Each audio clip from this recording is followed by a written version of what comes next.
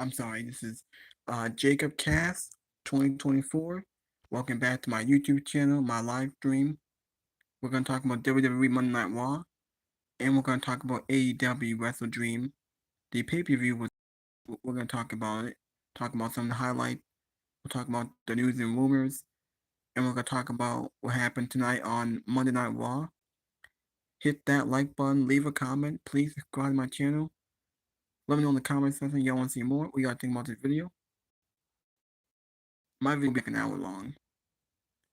Now Monday Night Raw with 2 hours, nothing much happened on the show. It was very filler. Seven felt was some massive felt was, but on the build to Crown Jewels is being set up. I think the only big storyline is Liv Morgan and Rhea Ripley. Um, my video is sponsored by my favorite podcasters, Fightful Pro Wrestling, JD from New York, Solomon the Sound Off, Post Wrestling, and the other podcasters out there. Now this is how the show ended.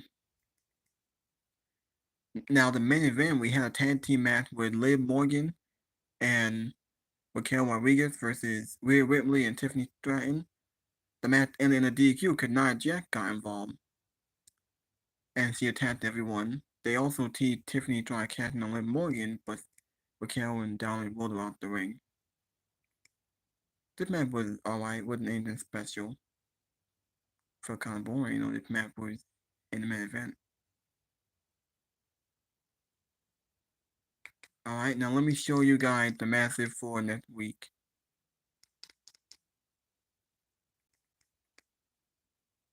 Alright. Alright, so here are the matches for next week. Hold on.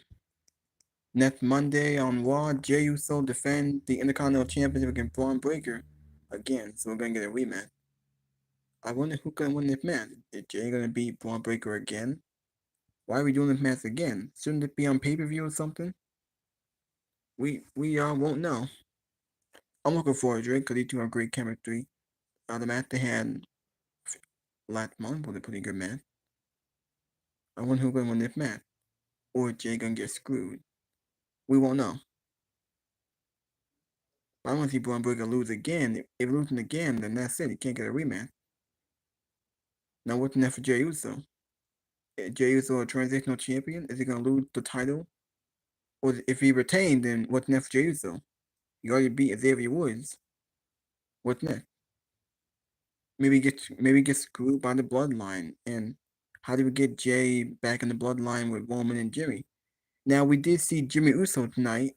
He was back there with Jey. He wanted to ask Jey if you can help us fight the bloodline, but Jey said no. I don't want to hear it. So I don't think Jey ready to come back yet. Alright. We got next Monday we got this tag team match. The World Tag Team Championship. The Authors of Pain versus the New Day next week. Rey Mysterio and Dragon Lee versus the American Maid. Those are the matches for next week to see who will be number contender for the World Tag Team Championships. Alright. Now let me talk about the other matches on Monday Night Raw. Now here are my favorite podcasters: Fightful, Joe Cronin.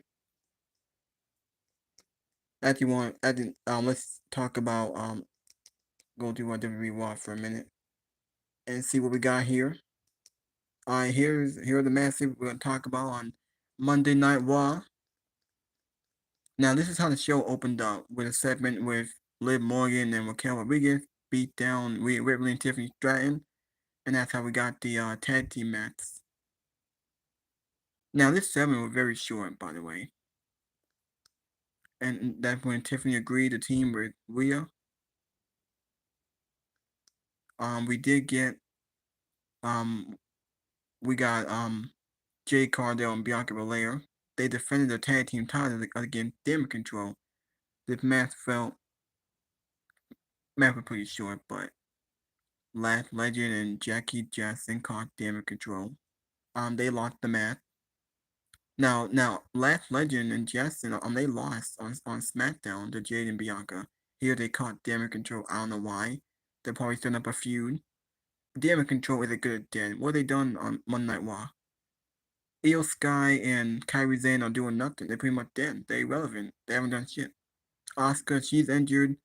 Dakota, she might be injured, I think. We haven't seen her in a while. Bailey, she's on SmackDown.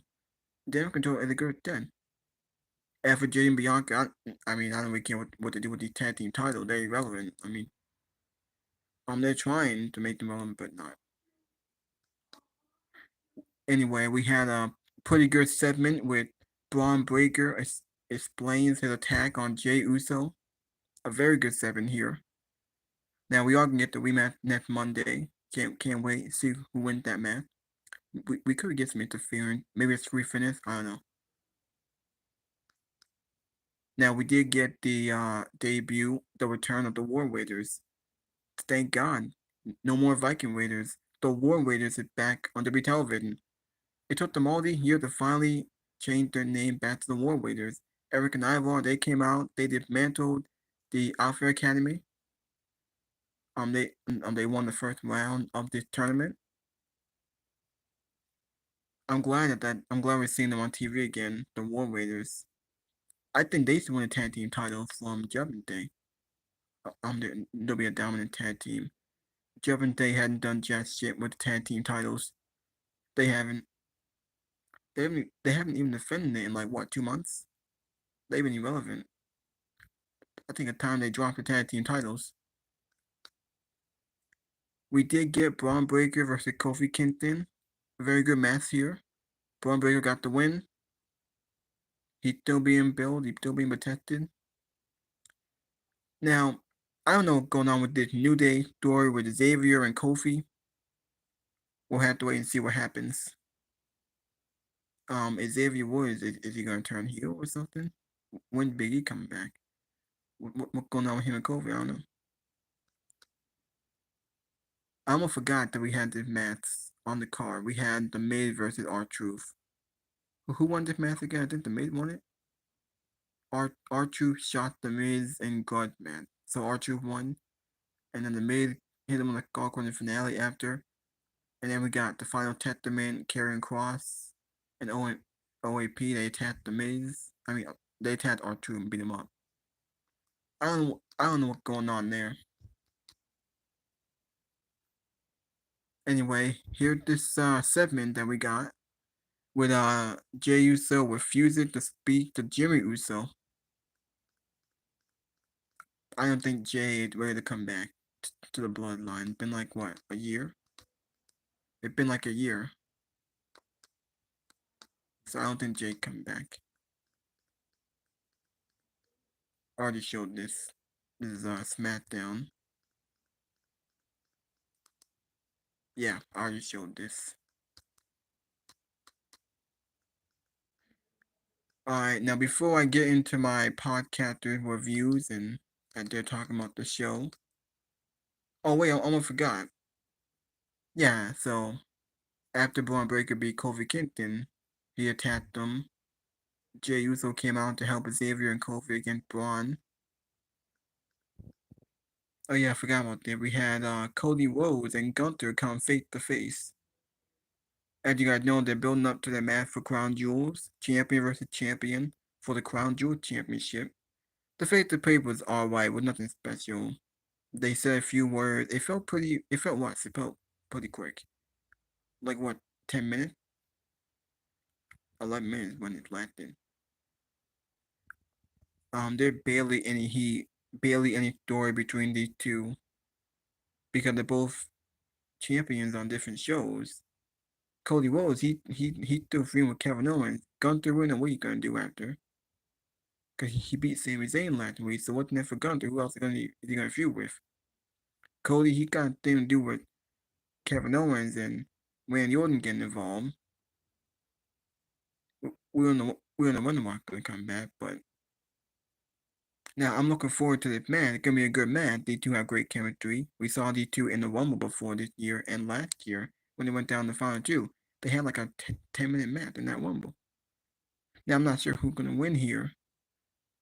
We could get a screwy finish. There's no reason for this match to end a decisive way. It's not gonna end clean. You have to protect your champions. Alright. Now we got that out of the way. Now I can talk about AEW. Um AEW WrestleDream, the pay-per-view that was on Saturday. The pay-per-view was very good. It was alright.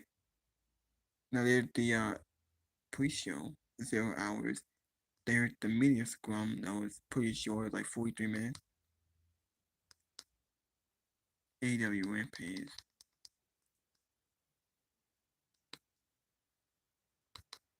Alright, so that's AEW Dynamite. It is it? That's Rampage. This is WrestleDream. The main event with Bryan Danielson and Jon Moxley. Jon Moxley won the AEW championship. It looks like that may have been the end of Bryan Danielson's career. His career might be over. That may have been his last match for a while. He's done being a full-timer. He's gonna be a part-timer pretty soon. Now during this show, we did get a segment with Swerve Strickland coming face to face with MVP and Shelton Benjamin. They're teaming in alliance with them. They want him to join this new faction. We know Bobby Lashley signed with the company. He gonna make a debut pretty soon. We just don't know when. Thought this segment was pretty good. Here are the highlights from WrestleDream. I'm not gonna play the audio because I don't want to get a copyright strike.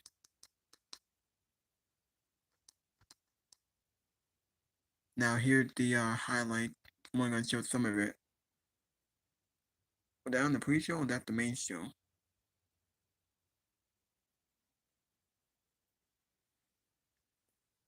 Now, I'm having method. Hold on. We did get to return to MJF and Adam Cole.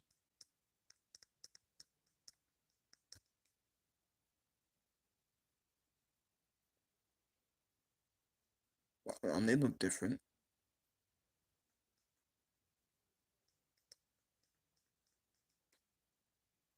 Now since I mute the volume, there's no I'm gonna get a copyright strike. No, I'm not. I hear this segment.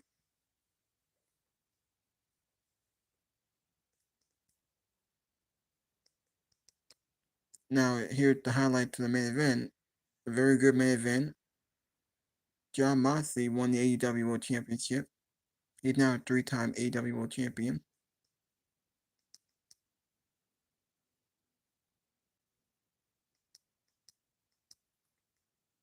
That's it. I was hoping there'll be some more there. Alright. Now let's get back to Monday Night Raw.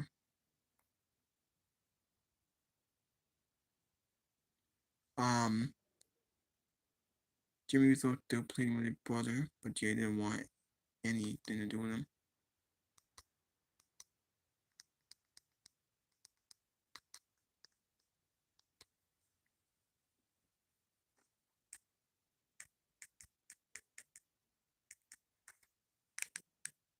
I'm winning in fantasy football, says Jim. I'm winning. Not really. No, you gotta go to bed. No, you gotta go to bed right now. I'm gonna get mad. You gotta go to bed.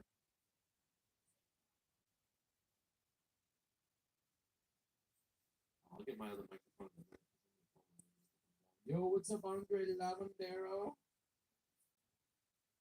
The Jets fans. I hope a Jets fan falls off the bleachers. How about that?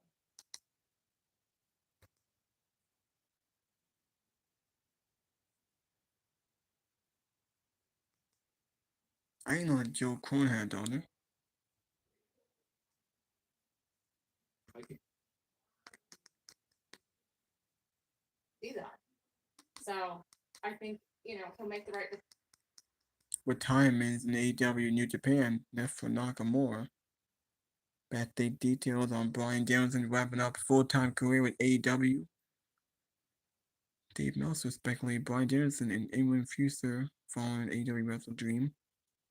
We had History made retirement announcement at New Japan King of Pro Wrestling. We had WWE Star announced upcoming appearance at Pro Wrestling last year. We have the former Cruiserweight champ announcing he will sign WWE Legend deal. Now let's see what Fightful had to say. Wild and glitch things all the while. 3-1 lean on their female talent this week.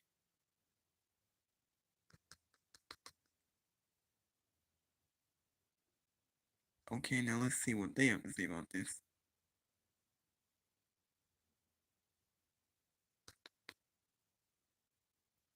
Uncorked a whole bunch. There you go. Whole bunch of exclusive news from FightfulSelect.com. We'll brag about that later on. But we had this entire show's rundown last Monday because it was taped ahead of time. You might say, well, why do they tape it ahead of time? Well, a lot of this is making sense. WWE Raw has 2-hour shows to the end of the year, and you might go, why is that? Well, they've got a lot of European tours. They had to effectively start a new TV deal with Raw in October. But also, when you're doing these double tapings, Denise, you can't do 3-hour tapings and then tape them back to back.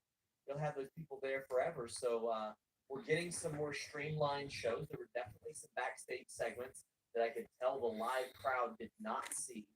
We had no idea when they were happening. How do you feel watching a taped episode of WWE Raw? So someone that I was talking to like last week had,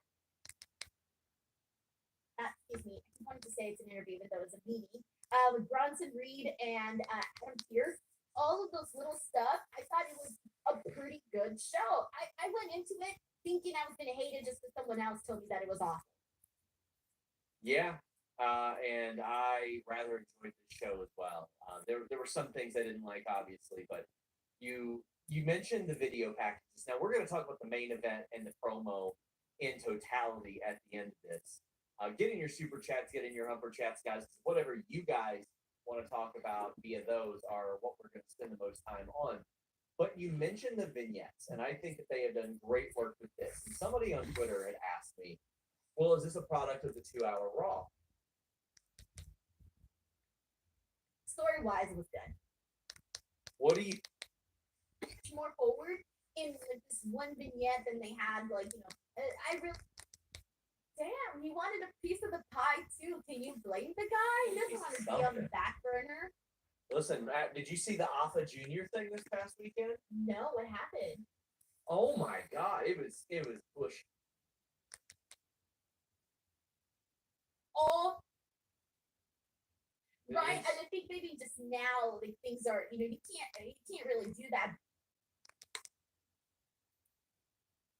And he told Adam Pearce, "You give me a match, there's no problem. I'm not gonna raise hell, I'm not gonna tear anything up. You can make this very easy. It's a match that people want to see. Very clearly, it would be a good match."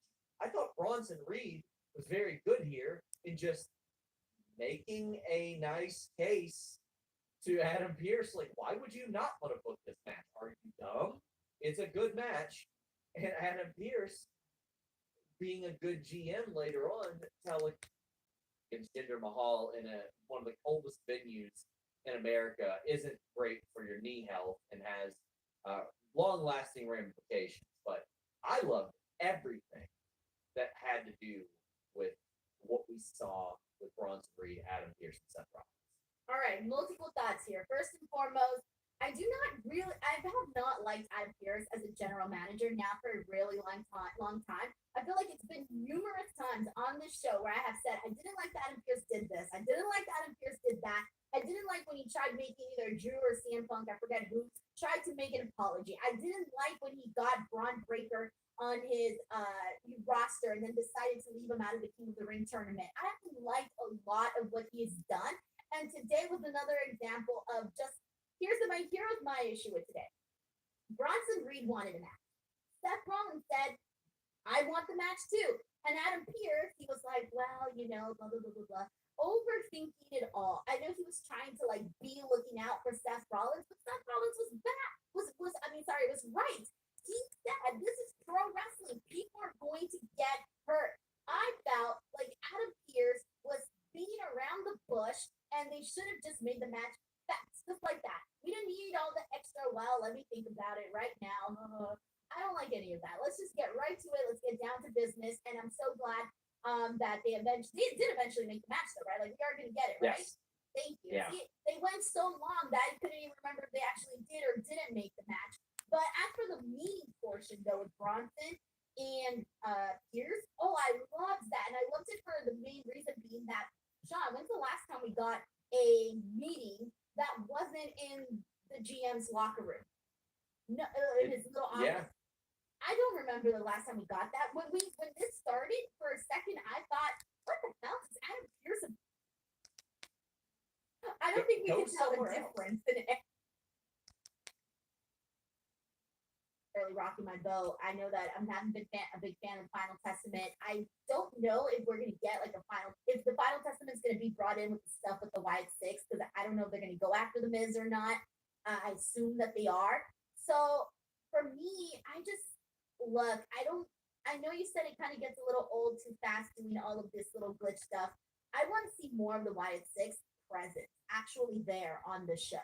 I don't want to just see these little glitches and videos, because after a while, that doesn't do anything for me. Like it really doesn't. I want to see them on the show, because I just feel like we're constantly waiting for them to show up. They show up. It's a very, very slow walk to the ring. It's a stare. It's the lights off. It doesn't. If I'm waiting so long for you to come out on the show, I'm expecting it to be high impact when you actually come to the show. So if I think there's some things that could be tweaked a little bit just to feel a little bit more new, because after a while the glitch things, oh, the Wyatt Six, the glitch, okay, cool, now what? That's how I feel. If you're anti-glitch like Denise and you want something high impact, check. Or if you're traveling, as let's be real, wrestling is much. My husband doesn't pay for the freaking Sunday ticket. We live in The hell out of this match. I don't know what I was expecting here, but I kind of figured, man, it'll be 5 minutes of the commercial. I thought they killed it. I thought that they did as much as they could with the time they could, and everybody ended up looking better as it. the opportunity for Jakara and for Lash Legend, but when you think about what they've done on NXT, it hasn't been that much. It makes me feel like even though there's a lot of teams right now, it still feels like a slim division, only because only certain teams have the interest, the overall general interest from the crowd. And truthfully, like I would say that team is Io Sky and Kairi Sane, as that people actually care about. No, nobody's into the PFC right now. Nobody's into what they were doing, Kaden and Katana. What about Alba and Isla? It feels like a lot of it on that end has sort of dried up. Paint by numbers with Pure Fusion Collective and the other teams. It's like, give us a reason. Right. Give us some sort of story behind them. And I don't mean women going and partying at a club or something like that in a vignette. Like, give me a reason why we should care about these people outside of what we see in the 5-minute matches that they're given. At least at the title level, they're putting more emphasis on that, and I'm happy. I just want to see the undercard also promoted accordingly, because this is a big step. Having 3 teams involved, and I think all of them look good in this, but I do want to see them put some more juice into that. Which is women there, and there's a lot of women that are climbing up those ranks a lot faster, and so sometimes you get the spotlight on you for a bit, and sometimes it lasts a little longer, and you notice that on NXT. It's you really. And JD wants, Balor wants a rematch against Damian Priest, and thankfully, Adam Pearce is like, no, it's time for you to move on. You've had tag titles that you don't defend. Denise, they have defended those titles one time on TV since they won them in June. Sean, two things. One, I forgot they were champions. Two, they need I to get did too. the belts off of the Judgment Day. I'm done with those tag team titles being. How long have Finn Balor been holding a tag team championship gold in the last like 2 years? Because I feel like it's been 2 years at this point. It's been look at the numbers. I don't know what the numbers are. Denise, if people go back and watch our shows from March or April when they finally talked about splitting the tag titles, and I said, I don't think it'll mean anything. At least when you put the tag titles together, it's a golden ticket for people to show up on other brands. Now they just don't give a damn about the brand split. And USA Network doesn't either. Why would they care for the next 3 months, right? But they don't give a damn about the brand split to the point to where I don't even bother being arsed about it these days. And That at least used to be your big thing. it did. Now, at least with the crown jewel thing, there's a little bit of sensibility there since champion versus champion. But Finn Balor, okay, so what's happened since WrestleMania? Awesome Truth had a horrible run, which, again, I'll say this. Happy for them winning the tag titles. They could have lost them on Raw, and that'd have been fine. And then Judgment Day wins, and they do not defend them. Not only do they not defend them, they lost to Damian Priest and Jey Uso in a tag team match. They lost to Sami Zayn and Jey Uso in a tag team match. So they have lost more tag team matches than they have televised title defenses since June. We are in October, and they are starting a tournament of which I presume, Denise, we will get matches up until they have to defend them in November. So we will talk about them going from June to November with one title defense. Well, the bright side in all of this, though, is we're getting new tag team champions, right? We better. I really hope we do, Sean, because I'm done. I'm so done with the Judgment Day holding those tag team titles. I mean, what can you say when you said it all? They haven't defended them. You forget they're even champions. It has put a huge pause on the men's tag team division. And damn, I mean, thankfully, we're going to talk about the War Raiders in a second, but you do have teams that can start to add a little life there in that tag team division. And that tournament, they announced 2 matches. And I'm like, all right, cool. A nice little start to this tournament. I don't know how many teams they have or how many matches they're going to do, but the 2 first matches that they announced look fine to me. Yeah. So also, Liv introduces Raquel, and Carlito is smitten. He fell in love, Sean. His eyes bulged out of his freaking head.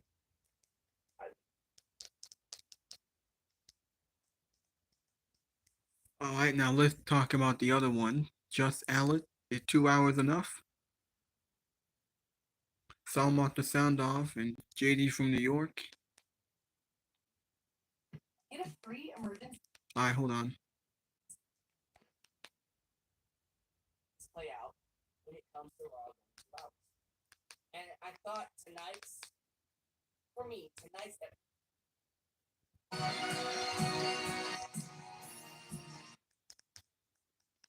Let's see what Salmont had to say. In the first place when they won those times.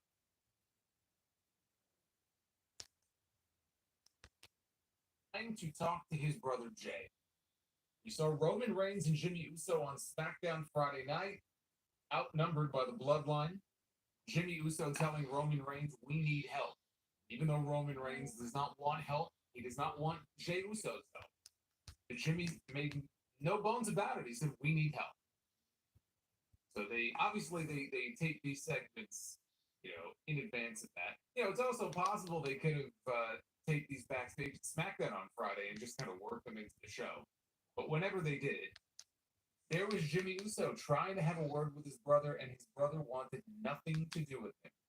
And I was very happy to see that, because that's exactly the way it should be. Jey Uso should not want to help his brother. Jey Uso should not want to help his cousin. Jey Uso's got a good thing going right now on Monday Night Raw. He is the Intercontinental Champion. And so it's going to take a little bit more than just a simple conversation to bring Jey into the fold. It makes you wonder if maybe the way to get to Jey is to go through one of Jey's friends, and that is, of course, Sami Zayn, who was not on the show tonight. But that was honestly the most kind of important development I would say that we had on Raw tonight on the entire show. And that's a show where we had both world champions, the WWE champion and the world heavyweight champion, Cody Rhodes and Gunther. They came face to face, previewing their match at Crown Jewel in a few weeks. And we had a lot of different people on the show tonight. Cody was not the only one. We had Nia Jax, we had Tiffany Stratton, multiple people. Jimmy Uso, who were part of the SmackDown roster, were on Raw tonight. And that is part of the whole build to Raw versus SmackDown brand warfare, which is basically what we're getting at Crown Jewel with the top champions. We're getting team number 1 against team number 2, the red side and the blue side, taking the 2 main event spots at Crown Jewel for the 2 belts that don't really mean anything, but they're creating them anyway. And this is what I was worried about, because in the last few years, the Saudi shows have felt more important. They have felt more on par with any other WWE PLE, where you'll get some great matches and you'll get some storyline development out of it. This feels to me more like a harkening back to the days of old, where you have these shows that kind of exist in their own universe, and it's questionable, how significant they're going to be in the grand scheme of things. It almost just feels like we needed a gimmick, and we're going to do the gimmick, and then when it's over, we're going to forget that it ever happened, and we're going to move on to the next. And that sucks, because at least they had gotten to a point with these shows where if you watch them, they didn't feel like throwaway shows. They actually felt kind of important.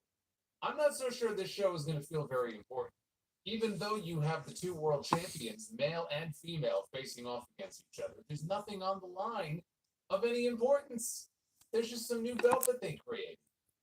So we have a few more weeks of this in building to Crown Jewel, and it almost makes WWE programming feel missable. And I hate that. I hate that feeling. They've gotten away from that, and now with this gimmick, it feels like we're right back to where we were before. We had the women's tag team titles on the line as well tonight. Bianca Belair and Jade Cargill, they defended their titles against Damage Control. The same Damage Control that they got the belts from in the first place when they won those titles. I'll give you one guess how that match went. Here's a hint. It was taped last Monday, and we had the women's tag team champions on TV on Friday. So that pretty much tells you all you need to know. And Raw is war. Yes, the Viking Raiders made their return to TV after a very long absence tonight, and they did so under their old War Raiders name from NXT. They even had their old NXT theme music back. You liked it, huh? You like it? Enjoy it, because it probably won't last. The theme music, that is. They pulled this crap before, where they bring the old music back and you get it for a few weeks, and then they take it away from you. Then we end up with a Def Rebel special. This is your Monday Night Raw / Smack. Subscribe, please go ahead and do so. And they also tape segments not in front of the live crowd, very likely edited in after the fact, and you kind of get that background white noise that they pipe in. We had a lot of that, unfortunately. But they opened the show with Rhea Ripley making her way down to the ring. Rhea was not on the live show last week. Remember, there was that couple in the crowd that had a sign that said they were delaying their honeymoon. They were just married, and they were delaying their honeymoon. Tiffany Stratton from SmackDown, Ms. Money in the Bank, made her way out, joined Rhea in the ring, and said she had a message to deliver. She said Rhea needs to stay out of Nia Jax's business, or they are going to have a very big problem. So Rhea said she didn't have time for this. Either gets her hands on Liv and Raquel tonight, or she can welcome Tiffany to Raw in her own special way. So Morgan and Rodriguez, they ended up attacking both Rhea and Tiffany from behind. And Rhea wasn't happy about it, but she said, fine. Tiffany had no idea what he was talking about. He said, oh, you'll find out. So that set up the main event for later in the show. Yankees win. Did somebody say Yankees? Out there as a reminder to people. No offense. Name or Vince McMahon being an idiot.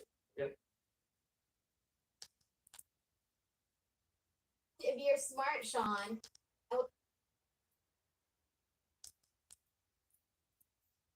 So they have lost more tag team matches than they have televised title defenses since June. We are in October, and they are starting a tournament of which I presume we will get what matches up until they have to defend them in November. So we will talk about them going from June to November with one title defense. Well, the bright side in all of this, though, is we're getting new tag team champions, right? They saved us.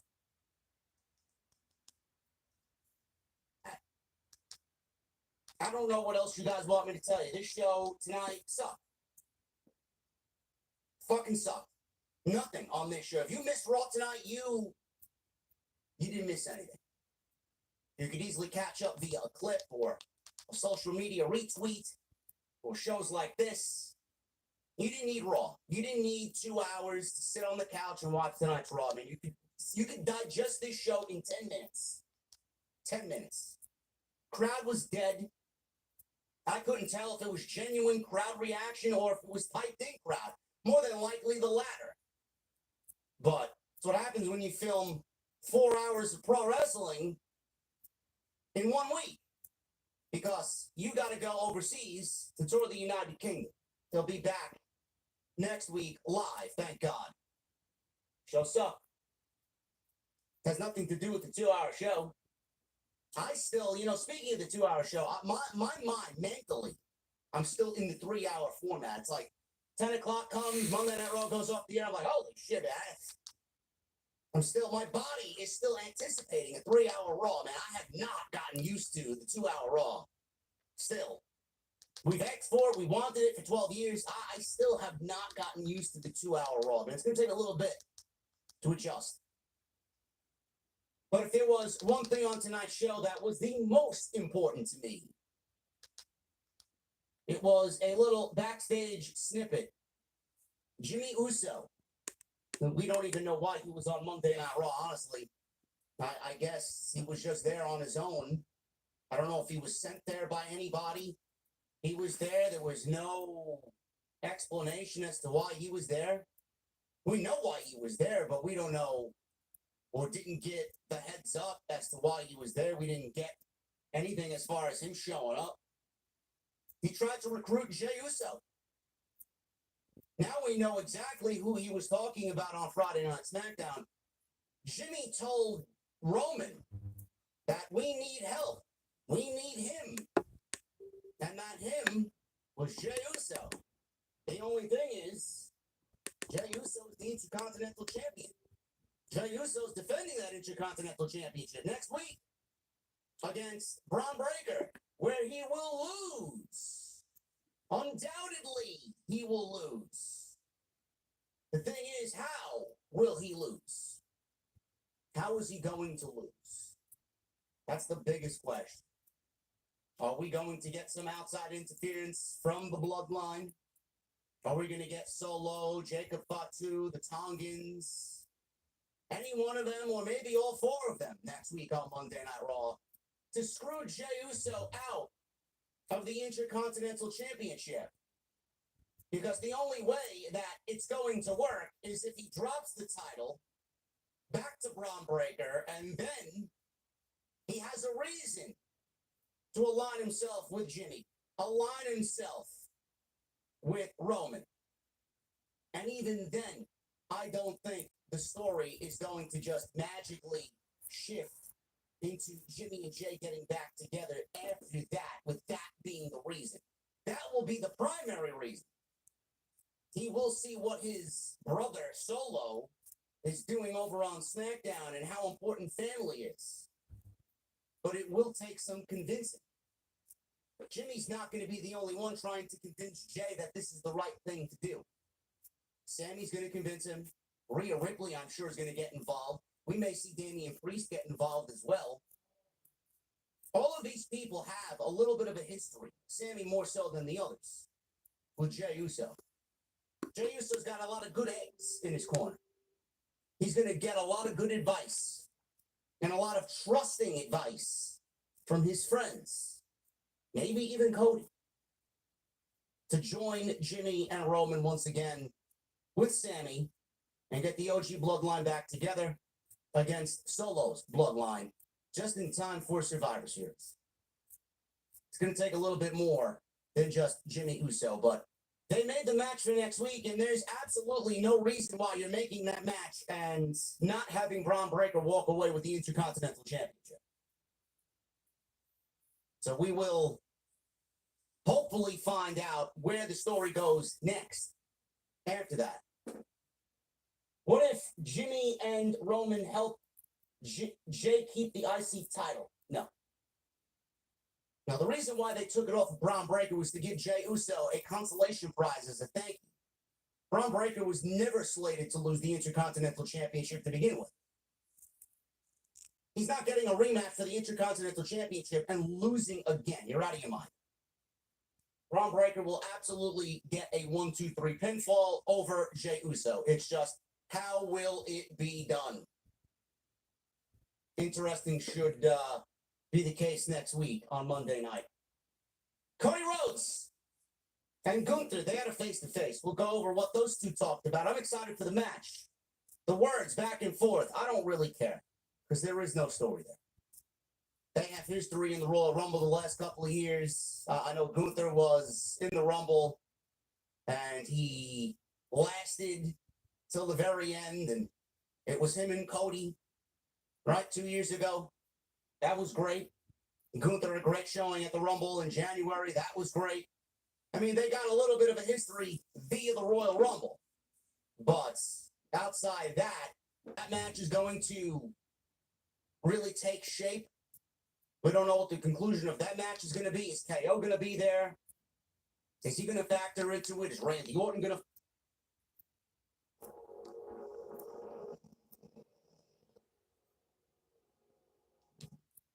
Like 100%. A lot of people's minds that it can happen.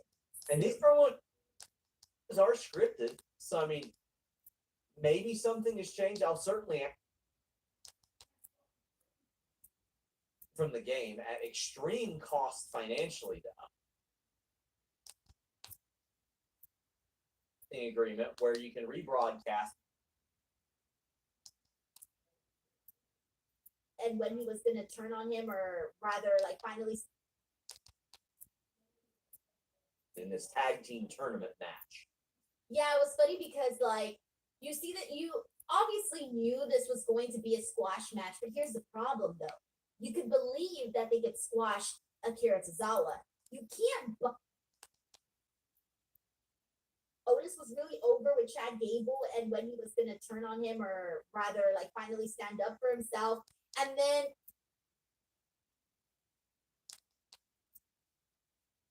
Okay, see, there you go. That's what I'm saying. You got to get paid and free stuff. I will. A great wrestling match. So we'll see what happens. The other big thing that happened tonight was the War Raiders. They are back. Eric and Ivar, the War Raiders, are back. No more Viking Raiders, not the Viking experience. The Viking Raiders are dead. The War Raiders. Long live the War Raiders. And my God, man, they got their old theme music back. Meaning their NXT theme, where you can chant along with it. War, war. Wait till that catches on. It's going to be great. Love to see them back.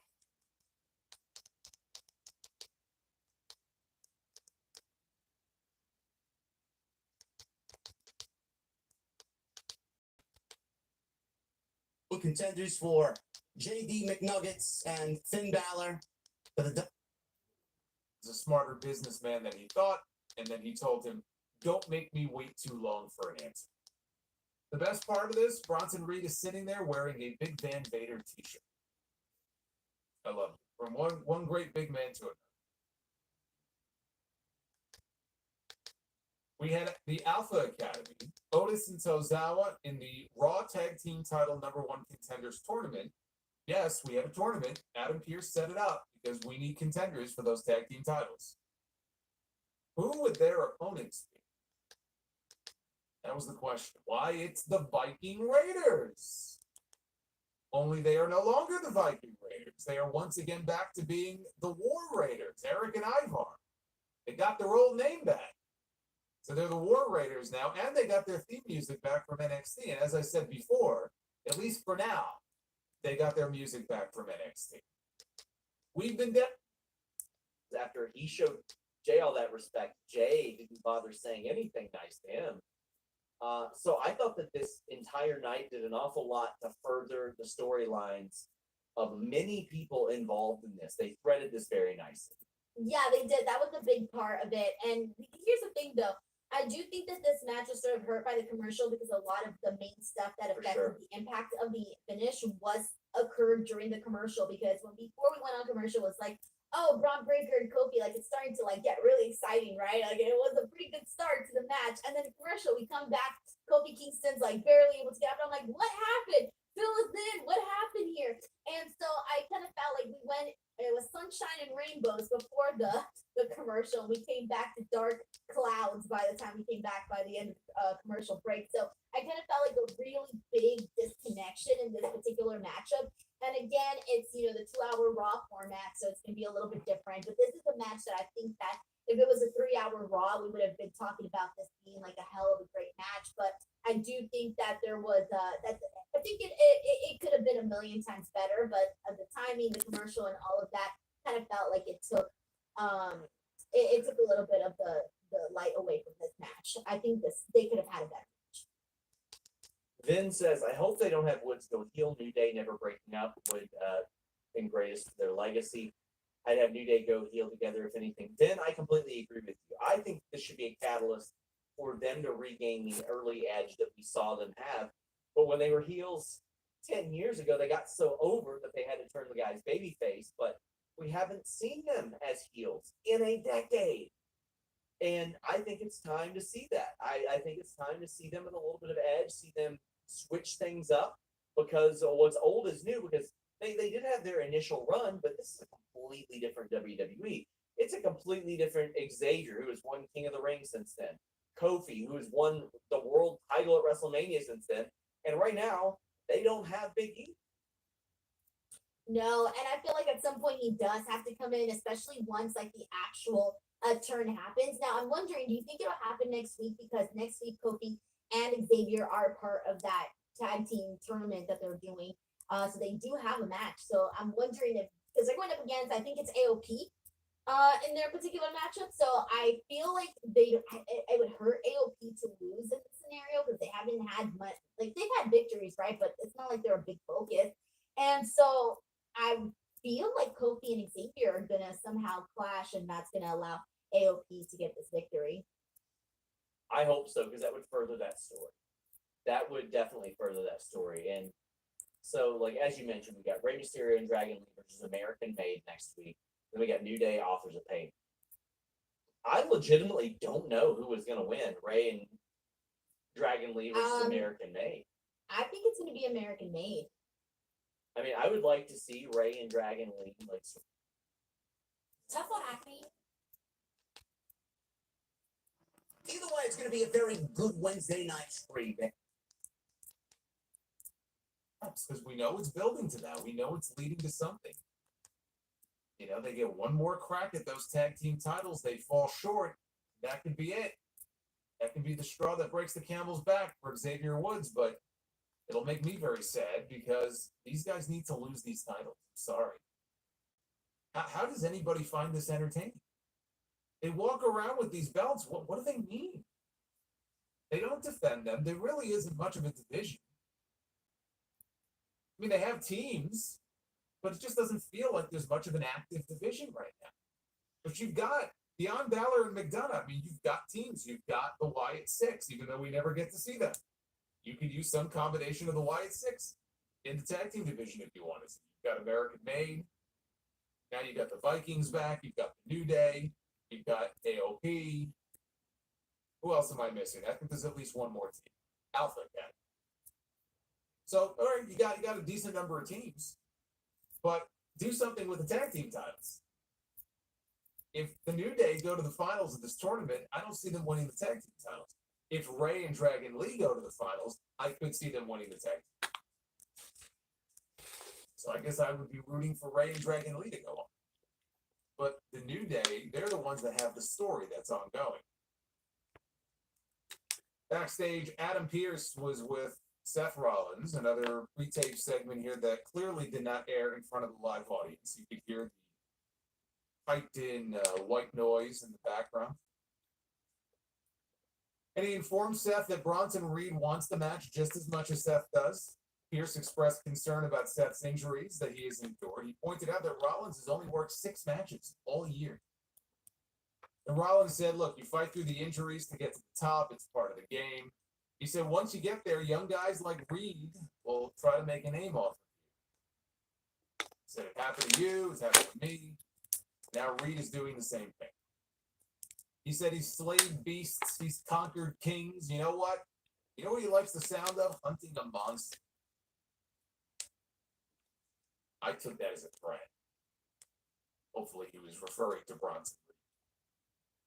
So Rollins said he needs the fight. He needs people like Reed to bring out the best in him. And Rollins said that Pearce needs the best version of him for Monday Night Raw. So they didn't make anything official, but Crown Jewel would seem like the right place to do that match. And I hope that Bronson Reed goes over. I hope he goes over in that first match. Otherwise, I think they're making a big mistake. The WWE champion was in the house. Cody Rhodes was on Raw for the second week in a row. Made his way out to the ring. Shout out to everybody who is joining right now here on a Monday night for a taped episode of Raw. We're 256 likes, so let's get that like count up, hit that thumbs up, and perhaps we will vote. At home cross, humans discover their purpose, follow their passions, and make it.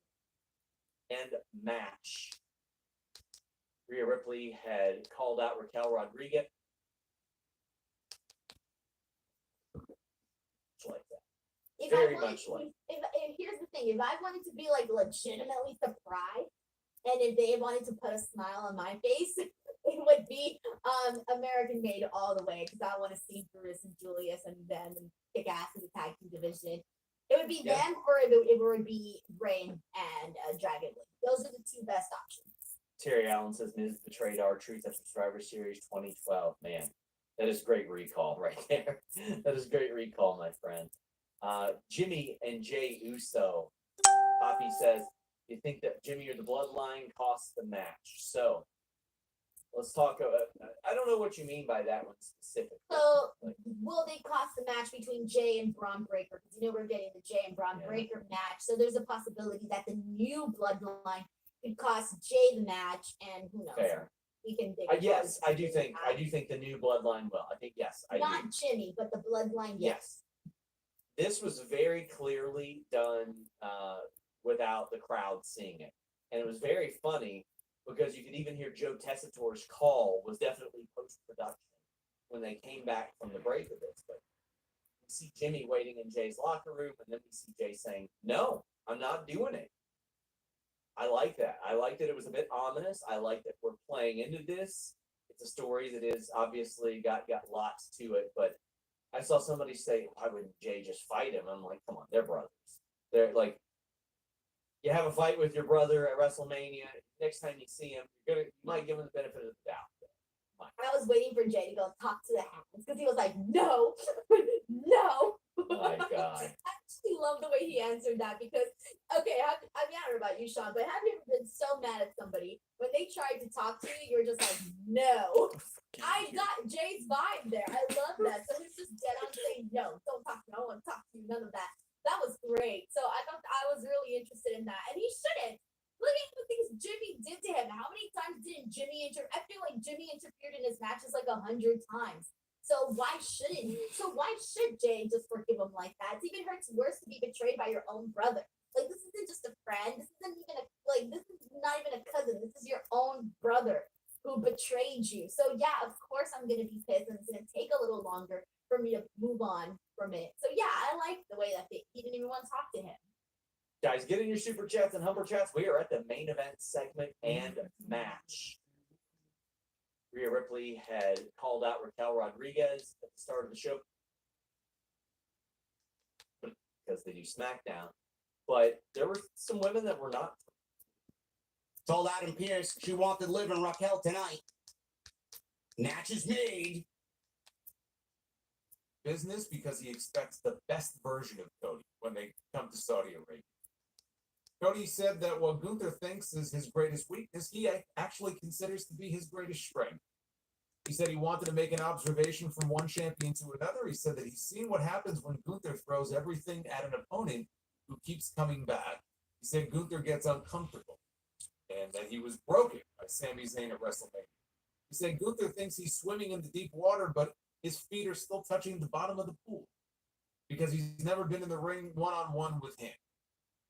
Gunther said that was spoken like a true secondary champion. And Cody said that Gunther has become a frightening beast. He took issue with being called the secondary champion and pointed out that he beat the most dominant champion in company history and has already slain a frightening beast. Then Cody dropped the mic, he offered his hand, and Gunther accepted, and he said, yes, good luck to me, the champion. And he walked off. Not much of a segment here. They both projected confidence, as you would expect. I mean, they're the champions of their respective brands, so of course they would. But again, it's the same brand warfare crap from Survivor Series. It's Raw versus SmackDown for bragging rights. Who's going to get the big shiny belt at Crown Jewel? Neither of their championships are on the line. There's nothing else that's at stake that's going to matter on November 3rd. It's actually November 2nd, I think. And that's my issue with it. It's fine that they want to have a gimmick that they can come back to every year for Crown Jewel. But the problem with that is that it just doesn't feel important. What are we building to here? We're building with basically a one and done type of thing. And we're fighting over a belt that didn't even exist a few days ago. And that we're not going to see again until next November. And does anybody really care? I don't think so. They'll still have a good match, though. But it was very obvious in this segment that they were piping in crowd noise. This is where they aired the Dragon Lee video package that I mentioned before. After this, we had Braun Breaker one-on-one with Kofi Kingston. No Xavier Woods at ringside in Kofi's corner. He decided he wanted to go it alone. It wasn't a squash. It went 8 minutes, but it ended the way that you would expect. Kofi went for a move from the ropes. He got caught by Breaker and then suplexed over. Breaker lowered the straps, and then he speared Kofi for the win. You know, it's pretty incredible when you really stop and think about it.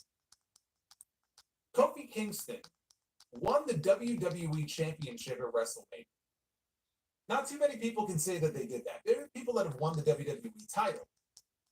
But to win the WWE title at WrestleMania is a big deal. And he held on to that championship for 6 months. Braun Breaker just pinned a former WWE champion.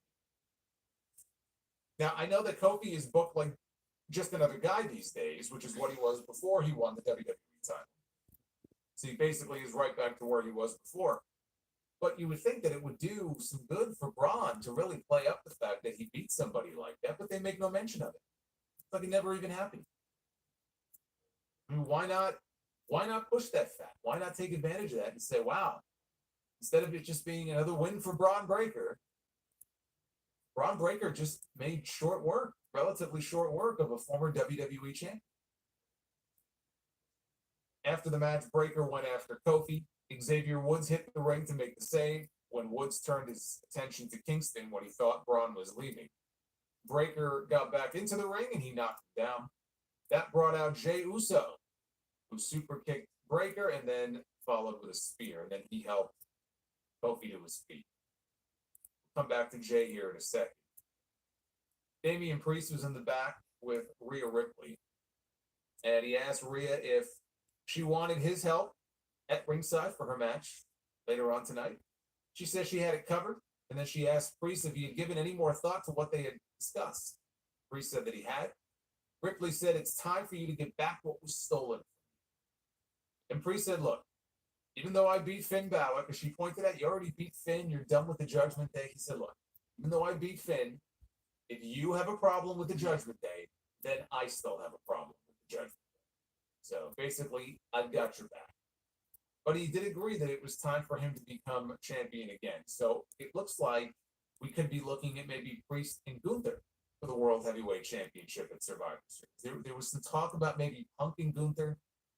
I don't like that match because I just don't see what's gained by having Punk go in there and not win. Because he's not going to win the title. I don't expect him to win the title of Survivor Series. I mean, he has won a championship at Survivor Series before. He beat Alberto Del Dipshit for the belt back in Madison Square Garden. I was there for that, right? That was a big moment. But CM Punk has not been a champion in this company for, I mean, how long has it been?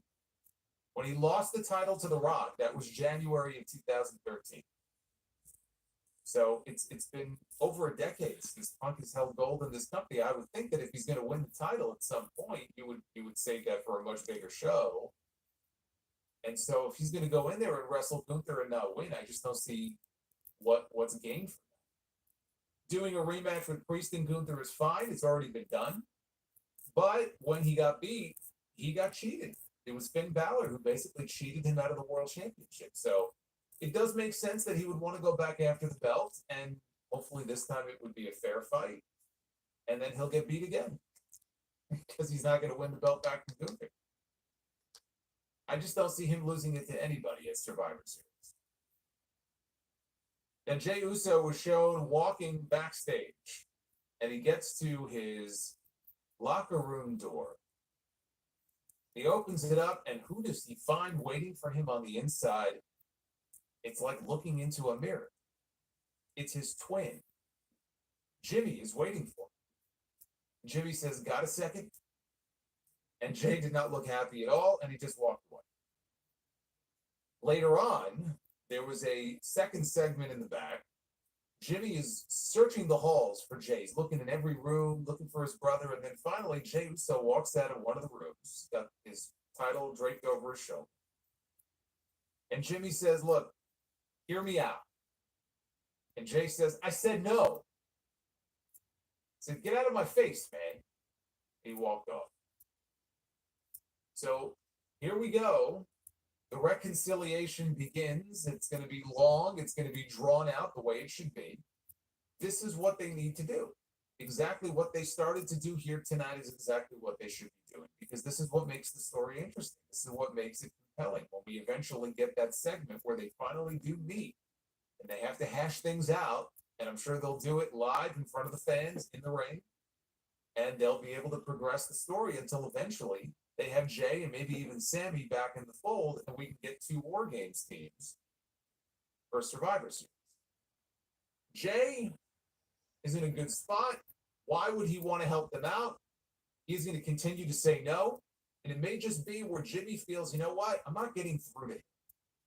So I'm going to go to somebody who I know he trusts, who I know he likes and respects, and he goes to Sami Zayn. Right, Sammy and Jimmy, they always got along. Even when Jey hated Sammy in the Bloodline, right? Jimmy and Sammy, they always got along. So he could go to Sammy and say, look, and Sammy will have no love lost for him either, but he's more open to talking with him. And it could be that he goes through Sammy then meets with Jey and tries to convince him. Don't worry. If Jimmy can make a compelling argument that it's the right thing to do. At least talk to your brother, hear him out. Hear what he has to say. So this was good. I like that they did this. I wasn't expecting Jimmy on this show, though. I was a little caught off guard by that, but it does make sense because the angle they shot was on Friday. So what are they going to do? Are they going to wait until next Monday? I guess just because the show was taped, I just didn't have it in my head that they were going to splice this in. But I'm glad they did because they don't have a whole lot of time left, and they got to really start to move the story along. And so this was a good first step. We have The Miz one-on-one with R-Truth. Karrion Kross in the Final Testament walked out to the ring in the middle of the match, and that distraction allowed R-Truth to roll up Miz for the win. And then Truth, because he's a delusional idiot, runs over and hugs The Miz, celebrating his win. So Truth leaves the ring, and Cross is there, and he's smiling, yeah, because Truth's all happy he won. And as soon as Truth walks past them, that smile turns, it just disappears. It just turns into a scowl, and Priest just kind of looks and goes, bring him back.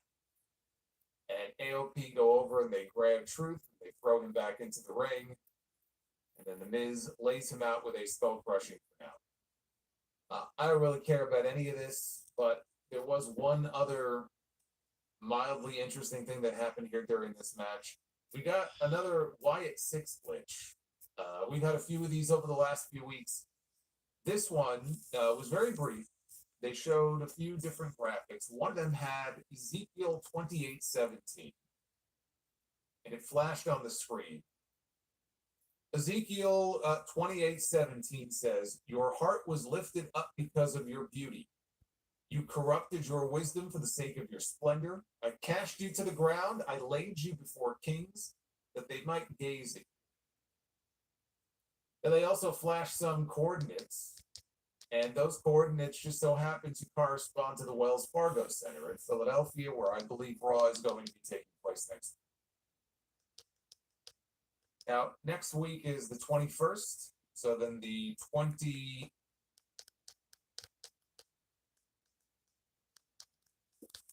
Alright, so fight from, wow, 56 minutes. That was pretty short. The fallout for AEW. Now, before I talk about AEW, I'm gonna finish up wrestling here. Moving on to War Games. Adam Pearce sat down with Bronson Reed. He wants to know why Bronson Reed is as destructive as he has been on Monday night. Why? Please stop. I guess all of a sudden they give a shit about the Miz, these guys, but given their association with him of late, it makes sense that they would kind of get sucked into this whole thing with the Wyatt 6 and then the Wyatt.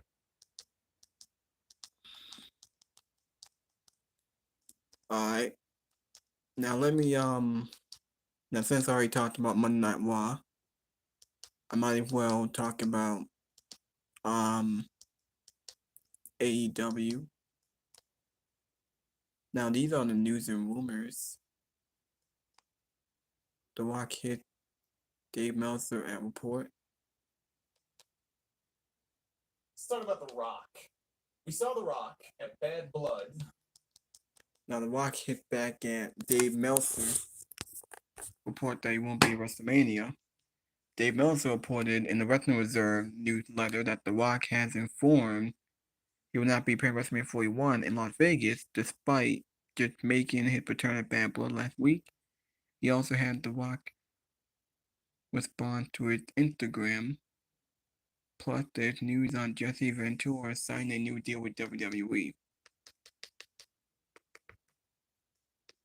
WWE announcer made a frustrating revelation. The National League Championship Series kicks off tonight. I recognize him. That's Todd. Todd Gaffney. A simple tweet from Bob Conti and preseason baseball led to Kristen Cage trending on Twitter, and the real reason Todd gets him announced Kristen's return to WWE the way he did back in 2009. Now this is another news and rumor.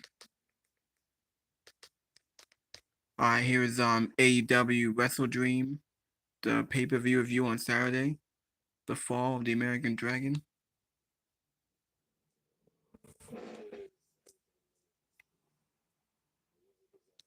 Alright, here we go.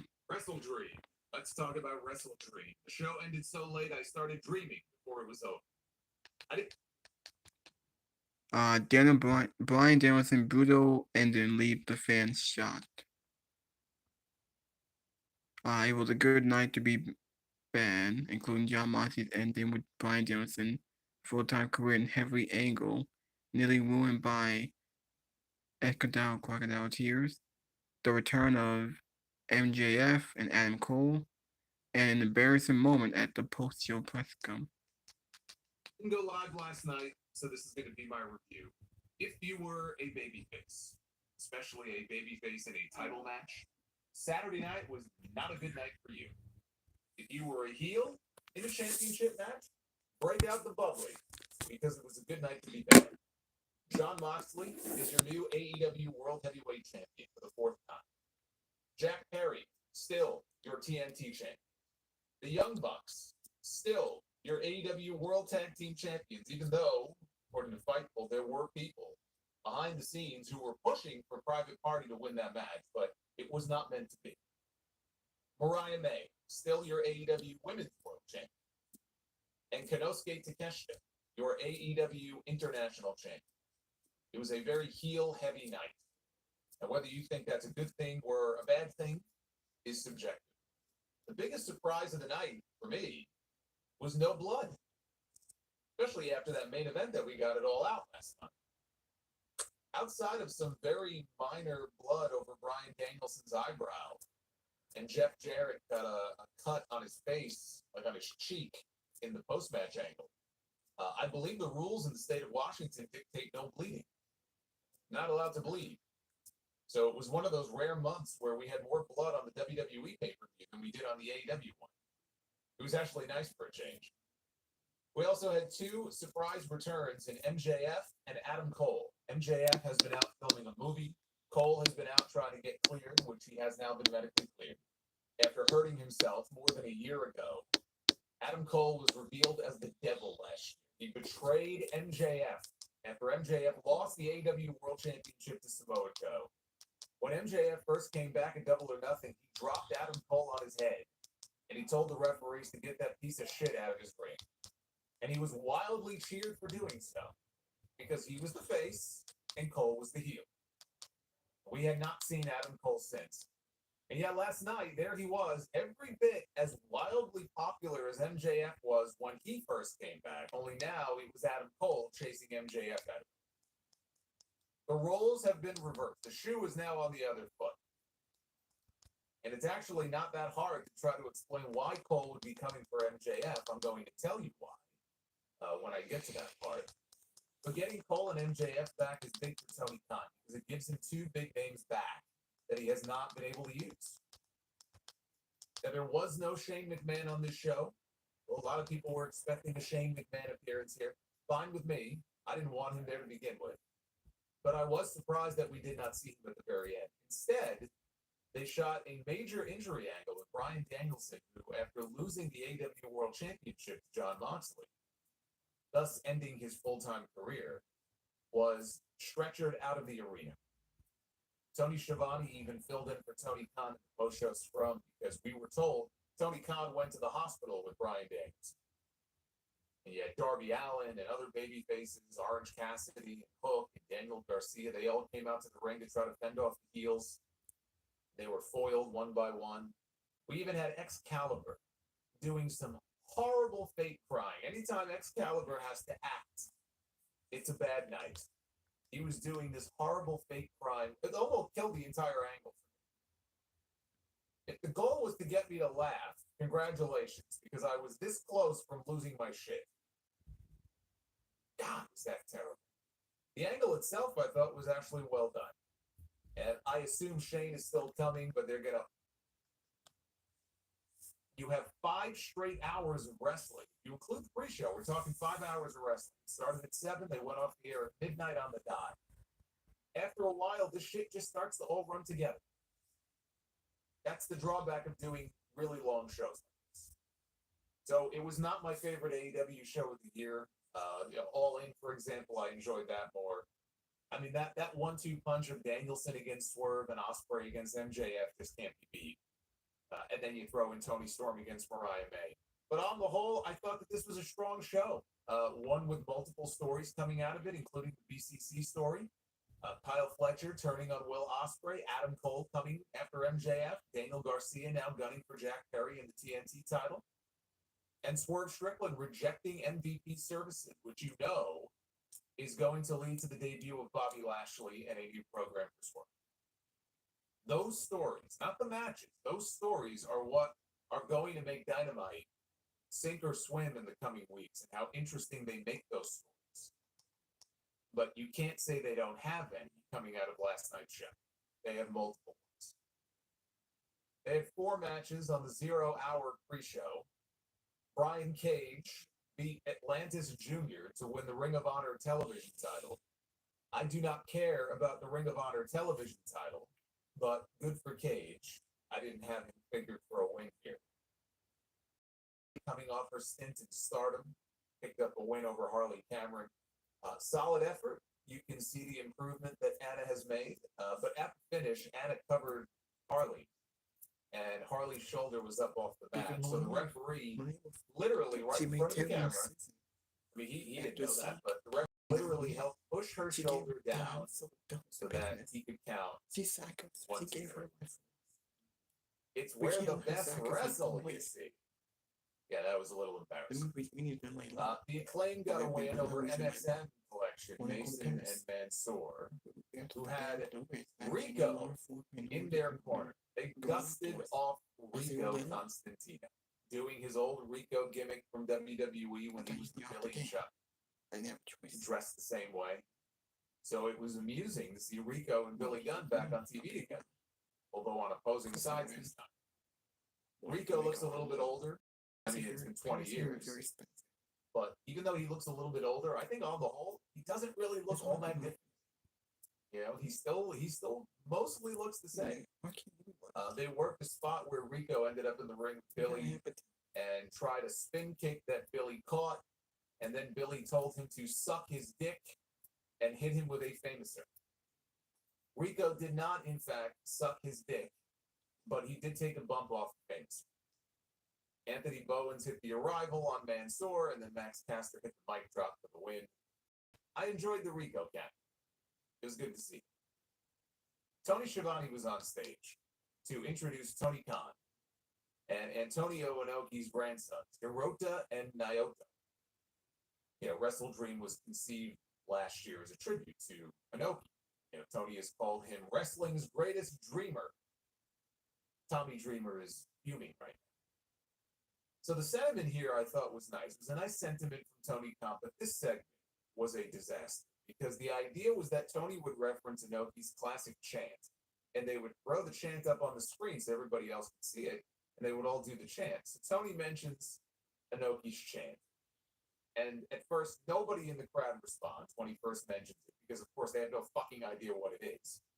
So then Tony, he looks up at the screens like he's waiting for something, but there's nothing. Finally, they flash the chant on the big screen. It's Ichi ni san da. Ichi ni san da. They have it up on the screen, and Tony calls for it one more time. Let's do it one more time. And nothing. Looks up at the screens. They're waiting for them to flash the chant again. It takes like 10 seconds before they finally throw it up on the screens. I winced through this entire thing. He meant well. I can appreciate that Tony Khan is a savant of wrestling history here, and obviously he's got a lot of love for Antonio Inoki, but yeah, this was not good. And the big party match on the pre-show, as they try to get as many people on the show as humanly possible, had the Outrunners, Orange Cassidy, and Kyle O'Reilly against John Silver, Alex Reynolds, Tony Nese, and Ariya Daivari. You remember how over the Outrunners were in that tag team gauntlet match in their hometown? Well, it's not just their hometown. They're really over with these fans right now. That make people happy. They make them smile. They make them laugh.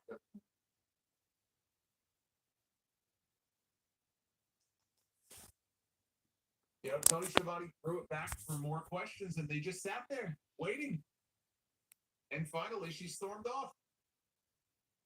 You mean to tell me that there is not one person in that fucking room who can raise their hand and ask a kayfabe question about her thoughts on Mercedes as the team?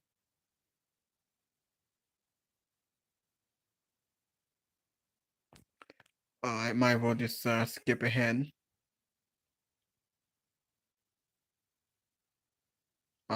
I'll get back to Monday Night War in just a little bit.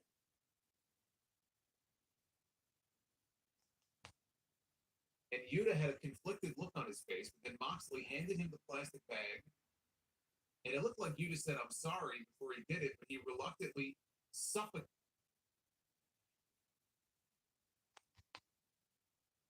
Will be their devil for 2020.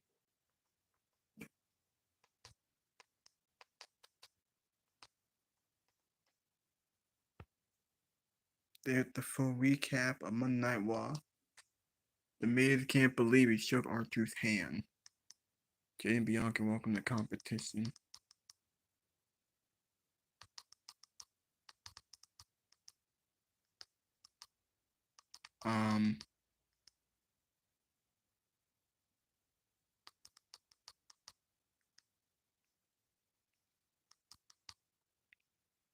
Wait, Triple H? Was that at the pay-per-view? Was that on Raw? No, it can't be on Raw. BC Amplified. He talked about why he has a brick wall. Yeah, because the show was pre-taped.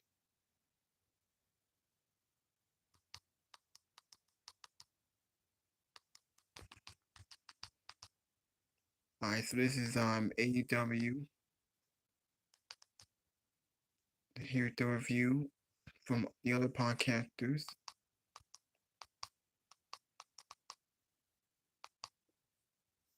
Fine, final match for now. A depressing end. No Shane McMahon. Bryan Danielson's career is shockingly over for now. They played this injury angle that looked legit.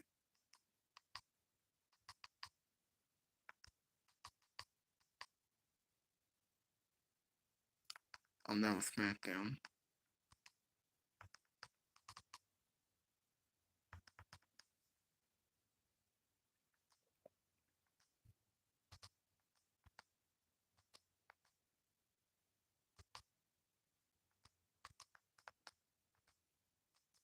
Alright, might as well get back to Monday Night Raw.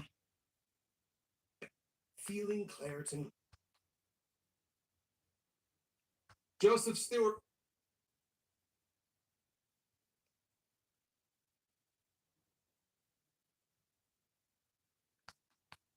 I thought the show was formatted better. It flowed better than it did last week. But it was taped in the same night as that first show they did last week, which was a mess. So, as I said on the podcast, the real test will be next week. When they come back and they're live again, trying to get the whole 2-hour Raw formula back in place is a work in progress for them. Again, they're working with a 3-hour roster. You know, when they had the draft in May, the show was 3 hours. So they have 3 hours worth of talent that they're going to have to rotate, in the meantime, until they go back to, presumably, go back to 3 hours when they go to Netflix. So I think they'll get the hang of it. We'll see next week when they're live again, but I kind of give them a pass on that for this week because it was all taped in the same night. And last week was not very good as far as how they formatted the show. This week was a little bit better. What did you think of Raw for October 14th? 45.8% of you said this was a thumbs up show. 31% thumbs in the middle. 23% thumbs down.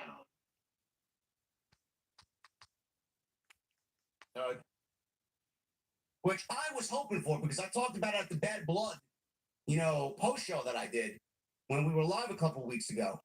I said, after this, Priest beat Finn Balor. I mean, he beat him. He fought off the rest of Judgment Day. There really is no more reason for them to fight. He got his win. That's it. What does he want to fight Finn Balor for? Why does he want to continue fighting Finn Balor? Tag Team Championship should definitely be a priority because the division has certainly suffered with them as champions. R-Truth. He went one-on-one with The Miz. Karrion Kross in the final Testament walked down during the match. And that distraction allowed R-Truth to roll up Miz for the win. Truth, who's an idiot, hugged Miz before leaving the ring. Kross and ALP sent Truth back into the ring where Miz gave him a skull-crushing finale, and the Wyatt 6 graphics appeared during this match.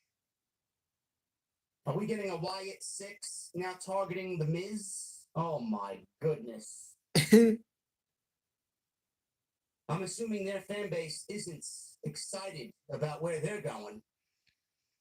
Nobody gives a fuck about R-Truth or The Miz at all. But shout out to Cross. I like this character that he's playing. I do. I'd like to see him get involved a little bit more.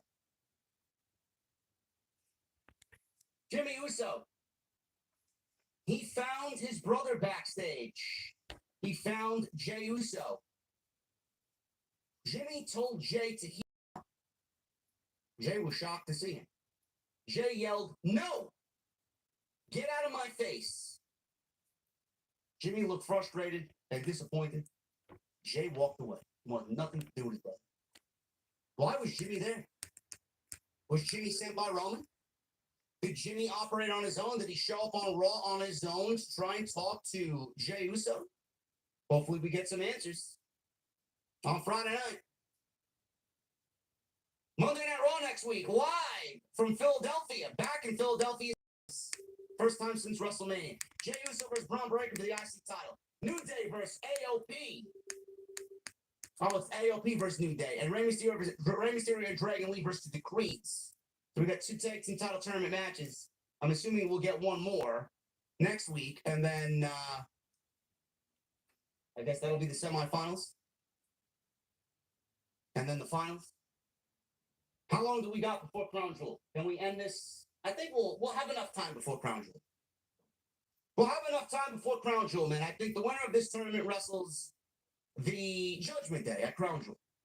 So I'm expecting the New Day to win. I'm expecting the Creeds to win. So whatever the brackets are, I don't really know what the 4th match is going to be. We got 1 match tonight. The War Raiders already advanced. I can see the New Day advancing. I can see the Creeds advancing. Who that 4th team is, I don't know. But that's happening next week on Monday Night Raw. Main event, Rhea Ripley, Tiffany Stratton, Raquel Rodriguez, and Liv Morgan is ended in a disqualification. Ripley and Stratton argued outside the ring, so Rodriguez powerbombed Morgan on top of them. And we go into a commercial break. Morgan and Rodriguez worked over Stratton. She made the hot tag to Rhea Ripley, who hit Morgan with, but Rodriguez broke up the cover. Rhea Ripley tagged in. Stratton, while Rhea Ripley went after Rodriguez, Stratton went for the prettiest moonsault ever, but Morgan moved. Nia Jax ran out, attacked Ripley. The referee called for the bell, and this match resulted in a very stupid disqualification finish. Jax checked on Stratton after the match. Rhea Ripley went after Jax, but Morgan attacked Ripley from behind. Jax laid out Morgan, who was her opponent at Crown Jewel, and hit the Annihilator. Nia Jax then encouraged Stratton to cash in her Money in the Bank briefcase, but Morgan was pulled out of the ring by Dominic, and he pulled her to safety, and that's the way the show went off the air.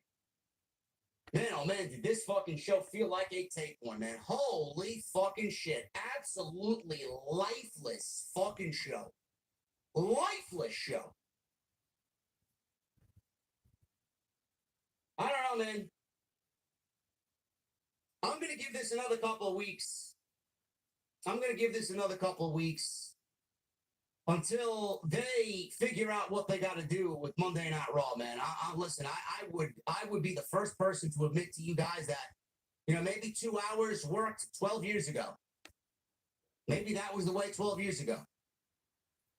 If we get this type of Raw for the next couple of weeks, and there isn't some substantial story on Monday night to really keep us interested, man, I think you guys may be right. Maybe 3 hours is the way. I don't know.